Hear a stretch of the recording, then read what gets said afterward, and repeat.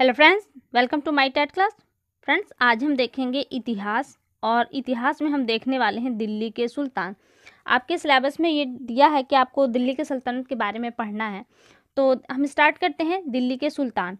देखिए, दिल्ली के सुल्तान में अगर कई सारे वंश हैं, जिसमें आपके गुलाम वंश, खिलजी वंश, तुगलक वंश और सैयद वंश, लोधी वंश आए। और इसमें जो पहला वंश था वो गुलाम वंश था, जो 1206 ईस्वी से प्रारंभ होकर 1290 तक चला। गुलाम वंश की स्थापना कुतुबुद्दीन ने की थी। कुतुबुद्दीन के बारे में बताओ कि ये मोहम्मद गोरी का एक गुलाम था। मोहम्मद गोरी की 1206 में जब मृत्यु हुई तो उसने बड़े चालाकी सल्तनत पर अधिकार किया और गुलाम वंश की नींव पड़ी। अब देखिए, नाम तो था इसका कुतुबुद्दीन और वंश का नाम गुलाम क्यों पड़ा? क्योंकि ये मोहम्मद गोरी का गुलाम था और इसके गुलामी के कारण ही इस वंश का नाम ही गुलाम वंश रखा गया। कुतुबुद्दीन की जो राजधानी थी पहले लाहौर थी, बाद में इसने दिल्ली की। इसके कुतुबुद्दीन की मृत्यु घोड़े चौगाल खेलते वक्त घोड़े से गिरने की वजह से इसकी मृत्यु हो गई। और इसके जो बेटे थे वो इस योग्य नहीं थे जिन्हें सिंहासन पर बिठाया जाए, तो इसके दामाद यानी कि इल्तुतमिश को, यहाँ नहीं हुआ है, इल्तुतमिश को गद्दी पर बिठाया गया। इल्तुतमिश को भारत में गुंबद निर्माण का पिता कहा जाता है। इल्तुतमिश के भी जो बेटे थे वो इस योग्य नहीं थे कि जिन्हें सिंहासन पर बैठाया जाए, तो उसने रजिया को यानी कि अपनी बेटी को गद्दी पर बिठाया। रजिया दिल्ली की प्रथम व अंतिम मुस्लिम शासिका बनी। और इसके बाद आते हैं बलबल। बलबल रजिया ने चालीसा का निर्माण किया था और उसी में बलबल था। बलबल ने धोखे से, उसे ठीक नहीं लगा कि एक महिला शासन कर रही है, तो उसने धोखे से गद्दी को अख्तियार किया और आ गया बलबन।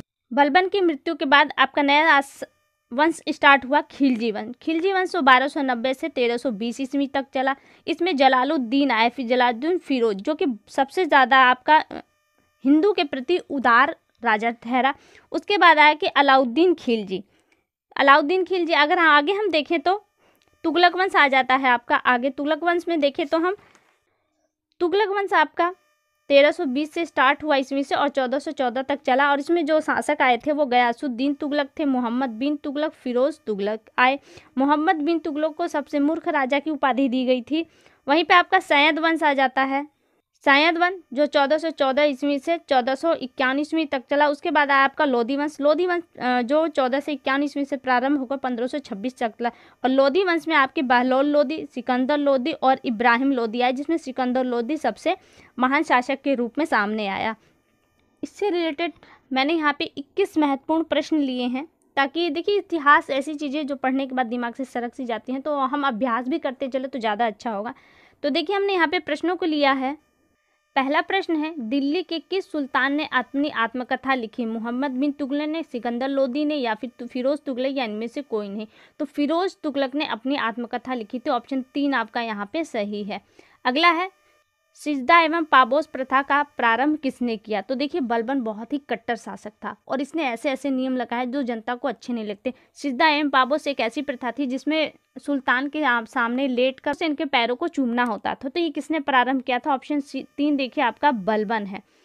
आगे देखिए, तूतिए हिंद किसे कहा जाता है? मीर खुसरो को, अलबरूनी को, अबुल फजल को, या फिर बलबन को? तो तूतिए हिंद यानी कि हिंद का तोता अबुल फजल को कहा जाता है। ऑप्शन 3 आपका यहाँ पे सही है। चौथा प्रश्न देखिए, चौथा प्रश्न है, निम्न में से किस शासक ने लौह एवं रक्त की नीति का पालन किया था? इल्तुतमिश, बलबन ने, अलाउद्दीन खिलजी, मोहम्मद बिन तुगलक। मैंने कहा बलबन बहुत ही कट्टरपंथी स्वभाव का था, तो लौह एवं रक्त की जो नीति थी वो बलबन की थी। ऑप्शन 2 यहाँ पे आपका सही है।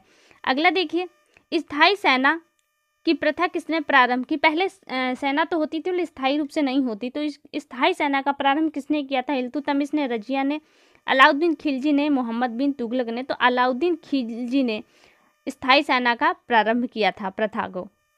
अगला प्रश्न है, मोहम्मद बिन तुगलक ने अपनी राजधानी दिल्ली कहाँ से स्थानांतरित की? मोहम्मद बिन तुगलक की जो पहली राजधानी थी वो दिल्ली थी। दिल्ली से उसने दौलताबाद में ट्रांसफ़र की थी अपनी राजधानी को।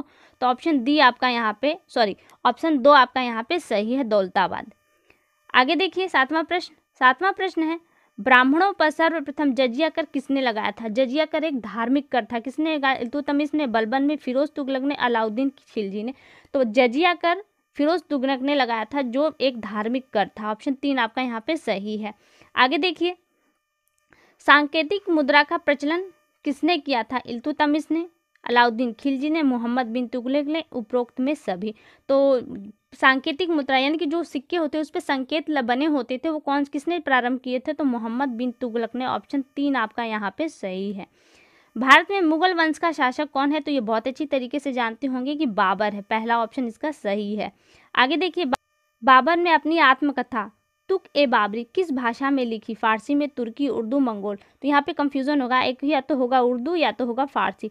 तो उस वक्त जो किताबें, क्योंकि मुगल शासन था, मुगल यानी कि इस्लाम शासक थे, तो वहाँ पे जो उनकी उस वक्त लिखित भाषा थी वो फारसी थी। तो ऑप्शन 1 आपका यहाँ पे सही है। 11वां प्रश्न देखिए, हुमायूं नामा किसकी रचना है? तो हुमायूं नामा गुलबर्गा बेगम की रचना है। ऑप्शन 4 आपका यहाँ पे सही है। आगे देखिए, शेरशाह का मकबरा अवस्थित है रोहतासगढ़ में, कालीमंजर में, सासाराम में या पटना? तो शेरशाह का जो मकबरा है वो सासाराम में अवस्थित है। ऑप्शन 3 आपका यहाँ पे सही है। अकबरनामा की रचना किसने की है?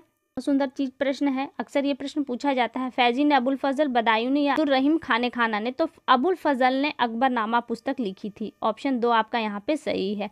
अगला प्रश्न देखिए, अगला प्रश्न है कि किस मुगल शासक ने न्याय की घंटी लगवाई थी? अकबर ने, जहांगीर ने, शाहजहां, औरंगजेब? देखिए, जहांगीर को न्याय प्रिय शासक के रूप में जाना है। तो जो न्याय की घंटी थी, यानी कि किसी को किसी चीज़ की तकलीफ होती थी तो वो घंटी बजाता था और घंटी के माध्यम से उसको न्याय दिया जाता था। तो ये ऑप्शन 2 यानी कि जहांगीर था जिसने न्याय की घंटी लगवाई थी। आगे है 15वां, निम्न में से किसके शासनकाल में चित्रकला का सर्वाधिक विकास हुआ?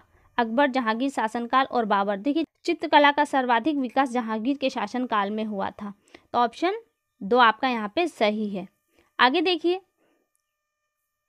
मुगल काल में सर्वाधिक हिंदू मनसबदार किसके समय में हुए थे? यानी कि जो ओहदे पोस्ट पर होते थे, हिंदू ज़्यादा थे, तो किसके शासनकाल में थे? अकबर के, जहांगीर के, शाहजहां के या औरंगजेब के? तो सबसे ज़्यादा हिंदू मनसबदार औरंगजेब के शासनकाल में थे। ऑप्शन 4 आपका यहाँ पे सही है। अगला प्रश्न देखिए, अगला प्रश्न है, दिल्ली का लाल किला किसने बनवाया था? अकबर ने, जहांगीर, शाहजहां, शेरशाह? बहुत ही अच्छा प्रश्न है, सभी लोगों को आता भी होगा। शाहजहां ने बनवाया था दिल्ली का लाल किला। आगे देखिए, किसे बुद्धिमान मूर्ख शासक के रूप में जाना जाता है? गयासुद्दीन तुगलक, मोहम्मद बिन तुगलक, फिरोज तुगलक या अलाउद्दीन खिलजी? तो मोहम्मद बिन तुगलक को सबसे बुद्धिमान और मूर्ख शासक कहा जाता है, क्योंकि इसने देखिए 3 नियम बनाए थे और तीनों नियम आगे चल के एकदम फ्लॉप हो गए, जिसके कारण से इसे बुद्धिमान किंतु मूर्ख शासक के रूप में जाना जाता है। 19वां देखिए, किस मुगल शासक ने गुरु अर्जुन देव को फांसी दी? बहुत ही इंपॉर्टेंट प्रश्न है। फांसी दी थी जहांगीर ने, शाहजहां ने, औरंगजेब ने, बहादुर शाह जफर ने? तो गुरु अर्जुन देव को फांसी देने वाला जहांगीर था। ऑप्शन ए आपका यहाँ पे सही है। जिंदा पीर किस मुगल शासक को कहा जाता है? तो वो औरंगजेब को कहा जाता है। ऑप्शन 2 आपका यहाँ पे सही है। आगे देखिए, लास्ट प्रश्न है आज का ये, ताजमहल किसकी याद में बनवाया गया है? तो आप जानते हो कि मुमताज महल जो थी बेगम, उनकी याद में ताजमहल बनवाया गया है। तो ऑप्शन इसका चौथा सही है कि इनकी मुमताज़ महल के नाम से ताजमहल बनवाया गया उनकी याद में। तो फ्रेंड्स, अभी के लिए इतना। अगली वीडियो में आपसे फिर मुलाकात होगी, तब तक के लिए नमस्कार।